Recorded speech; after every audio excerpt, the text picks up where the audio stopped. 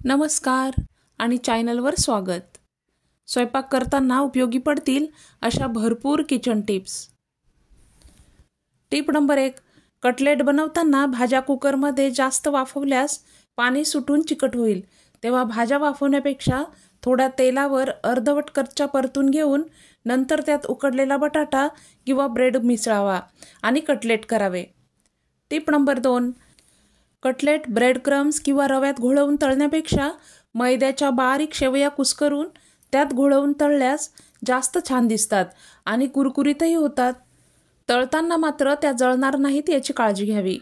Tip number 3. दहीवडे करताना डाळ जाडसर वाटावी व चांगली फेटून घ्यावी.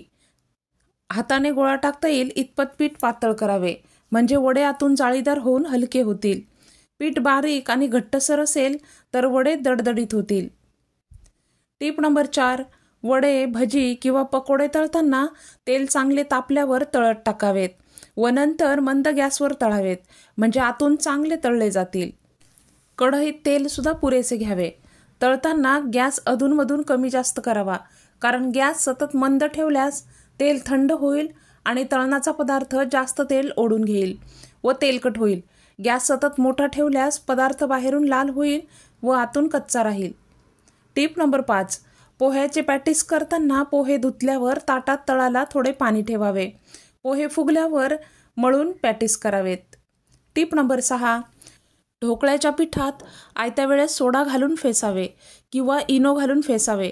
पीठ फसफसून आल्यावर लगेचच तेलाचा हात लावलेल्या भांड्यात ओतून गरम कुकरमध्ये ठेवून वाफवावे. ढोकळा झाल्यावर भांडे बाहेर काढून त्यावर थंड पाणी शिंपडावे व वरून फोडणी ओतावी. फोडणीमध्ये पुरेसे पाणी सुद्धा घालावे, म्हणजे ढोकळा मऊ राहतो. Tip number 7. इडली, वडे इत्यादी स्नॅक्स सोबत खायच्या चटण्या पाणी किंवा दही घालून पातळ कराव्यात. Tip number 8.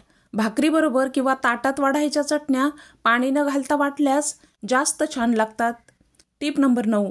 सॅलडच्या भाज्या खूप वेळ आधी चिरून ठेवू नये व डिशमध्ये आकर्षितरित्या मांडाव्यात. सॅलड व कोशिंबिरीमध्ये घालायचे दही गाळणीत काढून ठेवावे व पाणी निथळल्यावर आयत्या वेळी एकत्र करावे, म्हणजे कोशिंबिरीला पाणी सुटणार नाही. Tip number 10. कोशिंबिरीला तुपाची फोडणी दिल्यासही पाणी सुटत नाही. तसेच कोशिंबिरीसाठी आंबट गोड दही घ्यावे. Tip number 11. भाजीच्या फोडणीत हळद घातली तर भाजीला जास्त छान खमंगपणा येतो. Tip number 12. सुक्या भाज्यांना कांदा भरपूर वापरावा. कांद्यामुळे सुक्या भाजीला खमंगपणा येतो. कांदा बारीक चिरावा. कांदा लालसर भाजला की भाजी छान लागते व कांदा कच्चा भाजला व लगेचच भाजी त्यात घातली की भाजी अजिबात चवदार होत नाही. Tip number 13. कोफ्ते तळताना गॅस कमी जास्त करत राहावा. त्यामुळेच ते छान सोनेरी रंगावर तळता येतील व आतून सुद्धा छान शिजले जातील. Tip number 14. फळभाज्या किंवा पालेभाज्या शिळ्या व कोमजलेल्या असतील तर थोडा वेळ फ्रीजमधील थंड पाण्यात बुडवून ठेवाव्यात आणि नंतर चिराव्यात, म्हणजे चिरताना सुद्धा त्या छान चिरल्या जातात. Tip number 15.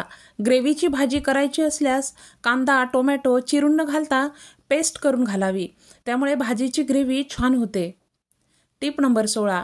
शेंगदाण्याचा कूट घालून भाजी बनवताना कूट नेहमी मसाल्यात भाजावा, म्हणजे भाजीला छान तेल सुटते व भाजी टेस्टी होते. भाजी सुकी किंवा रस्सेदार असेल तरीही ही टीप वापरता येईल. Tip number 17. औषध भरवताना लहान मुलांचे डोके नेहमी उशीवर ठेवावे. त्यामुळे मुलांना औषध पिताना जास्त त्रास होत नाही. Tip number 18.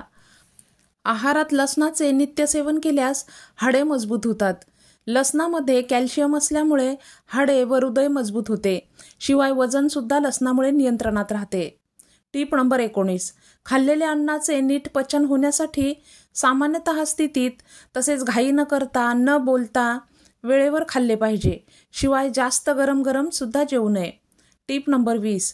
थंडीच्या दिवसात दुधात खजूर उकळून पिल्यास शरीर ताकदवान बनते व प्रतिकारशक्ती सुद्धा वाढते. Tip number 21. सायकल चालवल्यामुळे गुडघेदुखी होत नाहीत आणि वजन सुद्धा नियंत्रणात राहते. Tip number 22. थंडीच्या दिवसात त्वचा अधिकच कोरडी तसेच खरखरीत होते. अशा वेळी दुधाची मलाई आणि थोडासा लिंबू रस एकत्र करून चेहऱ्यावर लावून हळूवार मालिश केल्यास चेहरा मुलायम व सुंदर होतो. असे फक्त आठवड्यातून एकदा केल्यासही परिणाम दिसतो. Tip number 23. चहा करताना किसलेलं आलं शेवटी घातल्यास त्याचा स्वाद चहाला अधिक येतो. Tip number 24. कांदा कापताना डोळे चुरचुरत असतील तर 15 मिनिटे आधी कांदा सोलून त्याचे 2 तुकडे करून पाण्यात भिजत ठेवा. Tip number 25. वांगे बटाटे चिरल्यानंतर ते काळे पडतात, त्यामुळे चिरल्यानंतर ताबडतोब भाजी बनवण्यास घ्यावी, कारण पाण्यात बुडवून ठेवल्यास त्याची चव निघून जाते. Tip number 26. वांगे बटाट्याची भाजी बनवताना बटाटे सालीसकट आणि वांग्याचा देठाचा 1 इंच भाग वांग्यासोबत ठेवल्यास भाजीला चव छान येते. Tip number 27. थंडीत पोट साफ होत नसेल तर लोणी आणि साखर एकत्र करून खावे. Tip number 28. मसाले भात बनवताना त्यात थोडा पावभाजी मसाला टाकावा, त्यामुळेच भाताला चव छान येते. पावभाजी मसाला नसेल तर किचन किंग मसाला अथवा बिर्याणी मसाला सुद्धा चालतो, किंवा मॅगीचा मॅजिक मसाला सुद्धा मसाले भातात छान लागतो. Tip number 29. कारल्याची भाजी बनवताना गूळ व लिंबाचा रस किंवा कोकम अवश्य घालावा. आंबट, तिखट आणि गोड चवीचे कारले छान लागते. Tip number 30. साबुदाणा भिजवताना ताकात भिजवल्यास खिचडी छान टेस्टी होते. Tip number 31.